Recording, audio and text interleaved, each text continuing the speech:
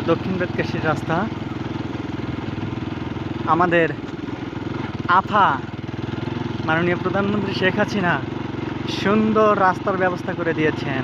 রাস্তা বললে ভুল হবে, অবদা, যেটা টেকসই সাস্টেনেবল রোড অবদা তৈরি করে দিয়েছেন, যেটা আমি বলে থাকি 40-50 বছরের স্থায়িত্ব। রাস্তার নিচে দিয়ে তৈরি হবে বালুর বস্তা, প্লেসিং করা হবে, যেটা আরও প্রোটেকশন হিসেবে কাজ করবে।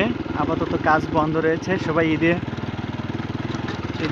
ঈদের জন্য ছুটিতে বাড়ি গিয়েছেন। বড় বড় এক্সকাভেটর,